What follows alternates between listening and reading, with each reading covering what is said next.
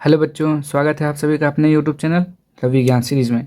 आज हम पढ़ने वाले हैं कक्षा 7 का गणित अभ्यास 6C। तो अगर आप लोग चैनल पर पहली बार आए हैं तो चैनल को सब्सक्राइब कर दीजिए और वीडियो को पूरा देखिए ताकि आपको हर एक क्वेश्चन अच्छे से समझ में आ जाए। तो चलिए बढ़ते हैं आज के पहले क्वेश्चन की ओर। देखिए क्या लिखा हुआ है। क्वेश्चन नंबर 1 हमारा, सही विकल्प चुनिए। ठीक, तो चलिए देखते हैं। पहला, किसी संख्या x और 7 का गुणनफल 28 है तो वह संख्या है 5 है या -4 या 4 या 7। तो चलिए अभी पता कर लेते हैं हम क्या होगा। देखिए क्या कह रहा है, किसी संख्या x।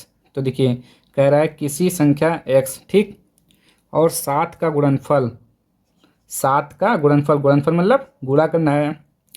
तो कितना आ रहा है 28। ठीक, ये कह रहा है किसी संख्या का गुणनफल 7 से 28 आ रहा है। ठीक, तो हमें क्या करेंगे, x का मान निकाल लेंगे।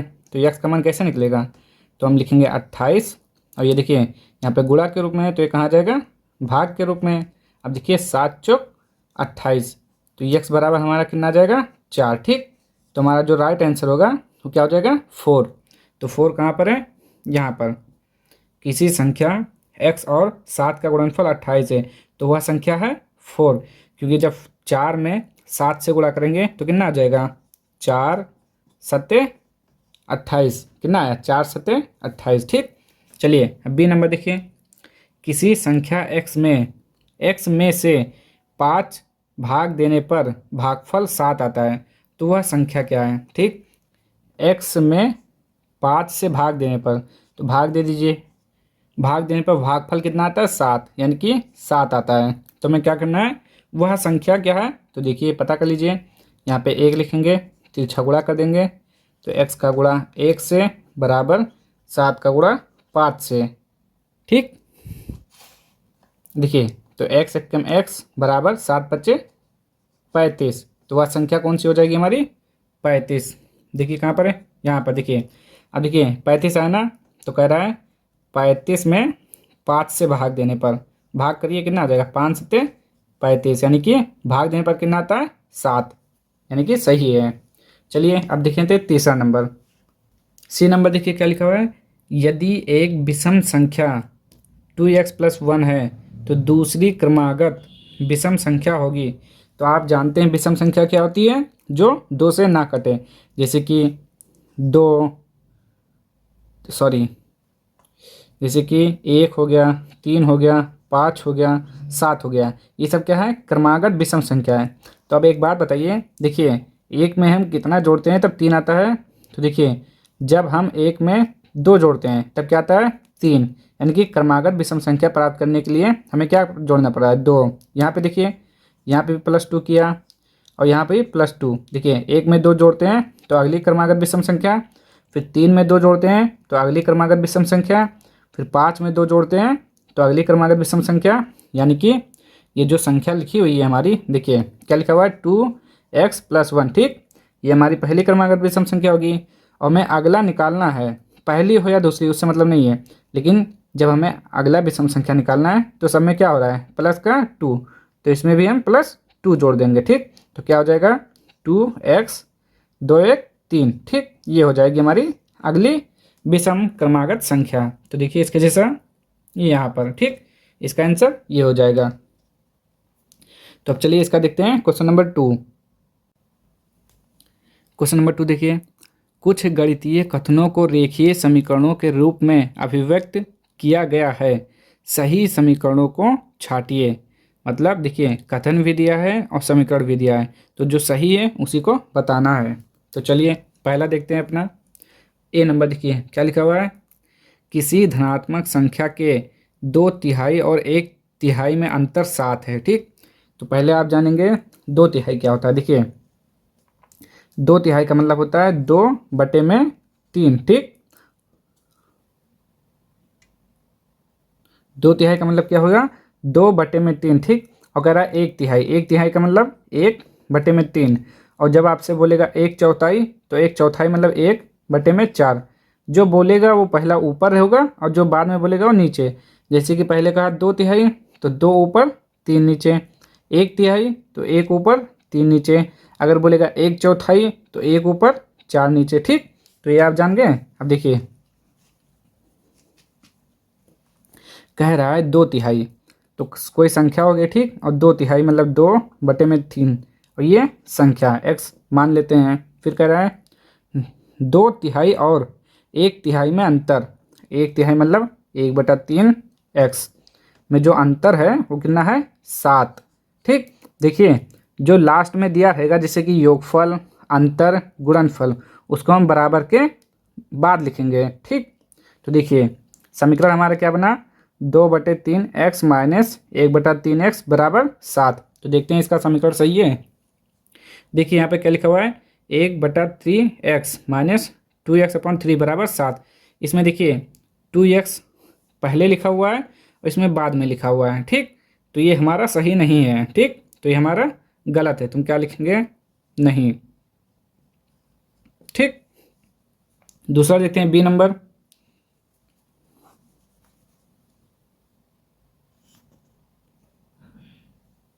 देखिए क्या लिखा हुआ है बी नंबर, किन्हीं दो क्रमागत संख्याओं का योगफल 27 है। ठीक, तो दो क्रमागत संख्या क्या होता है, जैसे देखिए 1 है, 2 है, 3 है, 4 है, 5 है, 6 है। ठीक, तो ये क्या है, हमारी क्रमागत संख्या, मतलब 1 के बाद 2, 2 से 3, 4, 5, 6 जो क्रम से होती हैं उन्हें क्रमागत संख्या कहते हैं।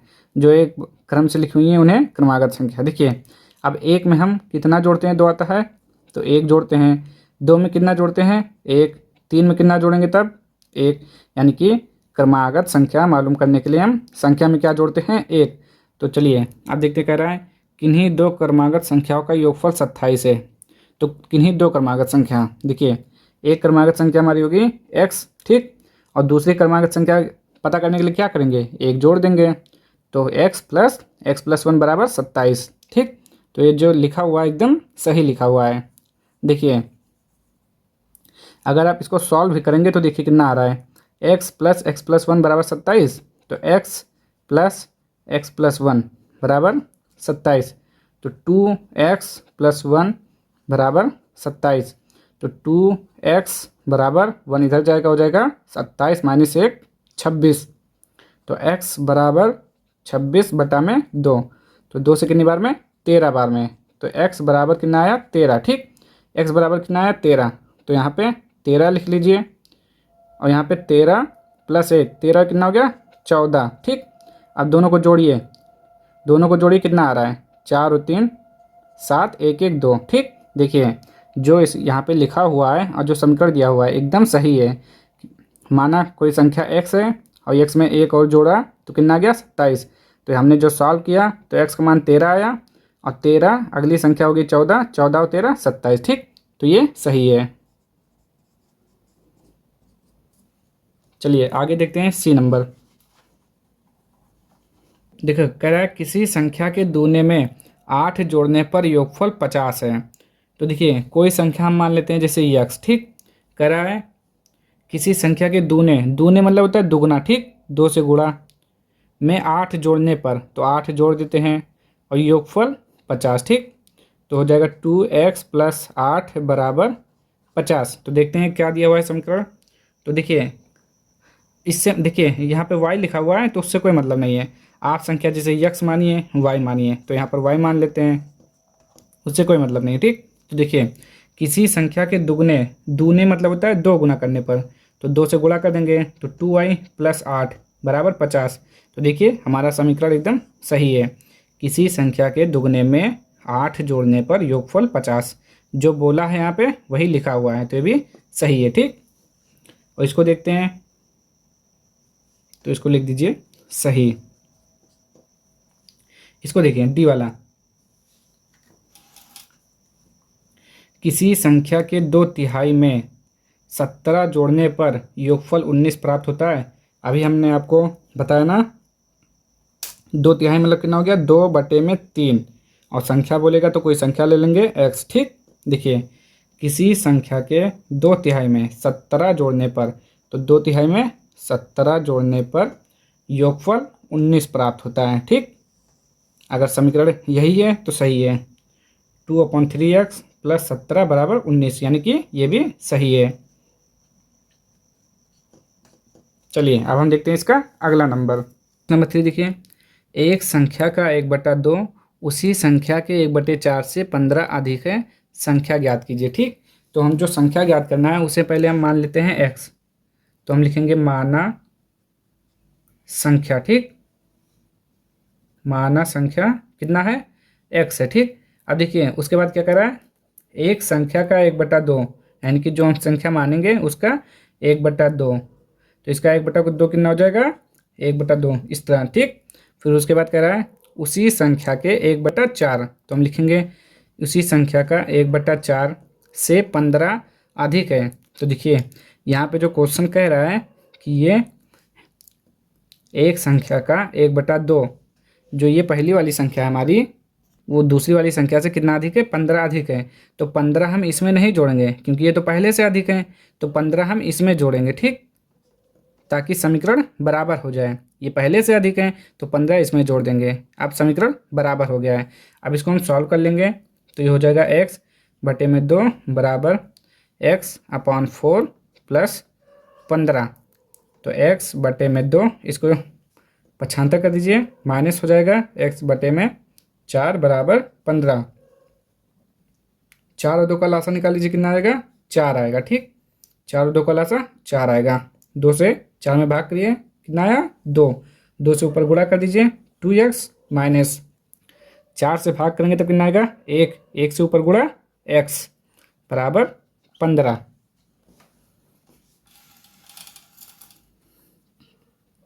2x में से x घटाएंगे, कितना आ जाएगा, x/4 बराबर 15। तिरछा गुणा कर दीजिए तो कितना आ जाएगा, x बराबर 15 चौके 60।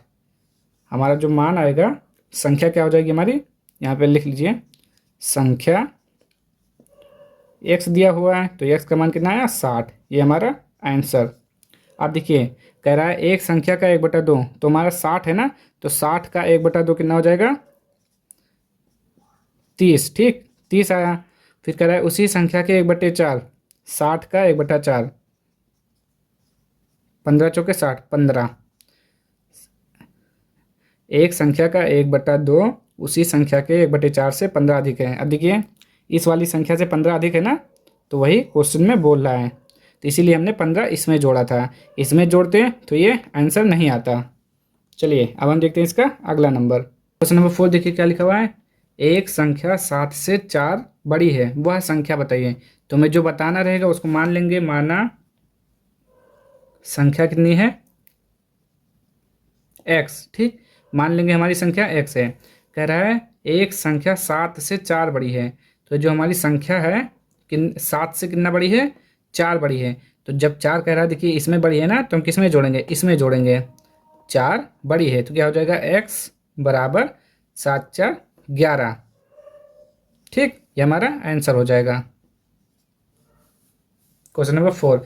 अब देखते हैं हम क्वेश्चन नंबर 5। क्या लिखा हुआ है, एक कक्षा में 45 विद्यार्थी हैं, यदि छात्रों की संख्या छात्राओं की संख्या की 2/3 हो तो छात्राओं की संख्या बताइए। ठीक, कह रहा है एक कक्षा है, ठीक, उसमें कह रहा है कुल 45 विद्यार्थी हैं। ठीक, 45, और कह रहा है छात्रों मतलब जो बॉयज़ हैं, कुछ बॉयज़ हैं और कुछ गर्ल्स हैं, टोटल 45 है। ठीक, कह रहा है यदि छात्रों की संख्या मतलब जो लड़कों की संख्या है छात्राओं की संख्या की 2/3 हो तो छात्राओं की संख्या बताइए। तो पहले हम लिखेंगे, मान लेते हैं। देखिए हमें जो मालूम करना होता है उसको हम मानते हैं, तो हम लिखेंगे माना छात्राओं की संख्या कितनी है, मालूम नहीं है, छात्राओं की संख्या x, छात्राओं की संख्या कितनी है, x है। ठीक, उसके बाद क्या कर रहा है, छात्राओं की संख्या तो x है, लेकिन देखिए अब यहाँ पे यदि छात्रों की संख्या, छात्रों मतलब लड़कों की संख्या, लिखेंगे हम यहाँ पे छात्रों की संख्या। देखते हैं छात्रों की संख्या कितनी है, छात्राओं की संख्या का 2/3 यानी कि 2x/3। ये लड़कियों की संख्या होगी और ये लड़कों की संख्या होगी, और टोटल कितने हैं, 45। तो हम देखिए यहाँ पे लिखेंगे छात्राओं की संख्या, छात्राओं की संख्या प्लस छात्रों की संख्या, संख्या कितनी है, टोटल छात्र और छात्रा कितने हैं 45। अब देखिए छात्राओं की संख्या कितना दिया हुआ है x, और देखिए छात्रों की संख्या यहाँ पे प्लस 2x बटा में 3 बराबर 45। अब क्या करेंगे, इसको सॉल्व कर लीजिए। देखिए यहाँ पे 1 लिखिए और यहाँ पे इसका एलसीएम लेके सॉल्व कर लीजिए। कितना आ जाएगा, 1 और 3 का लसा 3, 1 से 3 में भाग करेंगे कितना आएगा 3, 3 से ऊपर गुणा कर देंगे तो क्या हो जाएगा 3x, प्लस 3 से 3 में भाग करेंगे 1 आएगा, 1 से ऊपर गुणा करेंगे 2x बराबर का 45। 3 हो तो 5x बटा में 3 बराबर 45। अब देखिए तो यहाँ पे हो जाएगा 5x बटा में 3, सॉरी, अब देखिए यहाँ पे तिरछा गुणा कर लीजिए तो क्या हो जाएगा हमारा 5x बराबर 45 गुणा का 3, तो x बराबर क्या हो जाएगा 45 गुणा 3 बटे में 5, 5 9 45, तो x बराबर 9 त्रिक 27। ये हमारा आंसर, x का मान आ गया ना। अब देखिए छात्राओं की संख्या कितनी होगी x, अब यहाँ पे लिख लीजिए छात्राओं की संख्या, छात्राओं की संख्या कितना दिया हुआ है x, और x बराबर 27। ठीक, अगर आप इसका भी निकालना चाहेंगे तो देखिए कितना हो जाएगा, छात्रों की संख्या, छात्रों की संख्या कितना दिया हुआ है 2x बटे का 3। ठीक, अब हम क्या लिखेंगे 2 गुणा x का मान कितना 27 बटा में 3, 3 9 27, तो 2 9 18, मतलब जो छात्र हैं यानी कि लड़के 18 हैं और लड़कियां 27 हैं। ठीक, चलिए अब हम देखते हैं इसका अगला क्वेश्चन। चलिए क्वेश्चन नंबर 6 देखिए क्या लिखा हुआ है, एक संख्या के 1/3 भाग में से 1/4 घटाने पर 4 शेष है, संख्या बताइए। तो हम जो संख्या मालूम करना है पहले हम लिखेंगे माना संख्या x। ठीक, सबसे पहला काम संख्या को मानेंगे x। फिर कह रहा है एक संख्या के 1/3 भाग, यानी कि इसका 1/3 भाग कितना हो जाएगा 1/3 भाग में से 1/4 घटाने पर, इसमें से 1/4 घटा दीजिए इस संख्या से, 1/4 घटाने पर शेष क्या बचता है 4 बचता है। ठीक, तो चलिए अब इसको सॉल्व कर लेते हैं। यहाँ पे लिख लीजिए अकॉर्डिंग टू क्वेश्चन, यानी कि प्रश्न अनुसार। देखिए मान लेते हैं हम संख्या वाई एक्स है, कह रहा है संख्या के 1/3, तो संख्या का 1/3 से संख्या को 1/4 घटाने पर 4 शेष आता है। ठीक, तो हमने समीकरण बना लिया, अब इसको सॉल्व कर लीजिए। तो x बटा में 3 माइनस x बटा में 4 बराबर का 4, तो एल का लासा निकालिए, 4 और 3 का लासा आएगा 12, तो यहाँ पे 2 से 2 बार में 3, 2 से 1 बार में 3, 3 से 1 बार में 2 दूना 4, 4 3 12, लासा कितना आ गया 12, 3 चौके 12 यानी कि 4, 4 से ऊपर गुणा करेंगे 4x माइनस 4 3 12, 3 आया, 3 से ऊपर गुणा करेंगे 3x बराबर का 4, 4x में से 3x गया कितना बचा x बटे में 12 बराबर 4, बटे में 1 लगा के तिरछा गुणा कर दीजिए तो कितना आ जाएगा x बराबर 12 चौक 48। तो हमारी संख्या क्या हो जाएगी 48, लिख लीजिए संख्या 48, ये इसका आंसर है। तो आज हम केवल क्वेश्चन नंबर 6 तक ही करेंगे, बाकी के क्वेश्चन अगली वीडियो में क्वेश्चन नंबर 7 से लेकर क्वेश्चन नंबर 12 तक सॉल्व किया जाएगा। तो अगर आप लोगों को वीडियो पसंद आई हो तो लाइक कर दीजिए, शेयर कर दीजिए और सब्सक्राइब कर दीजिए। तो मिलेंगे नेक्स्ट वीडियो में इसके पार्ट 2 के साथ। क्वेश्चन नंबर 7 से लेकर क्वेश्चन नंबर 12 तक। तब तक के लिए जय हिंद जय भारत।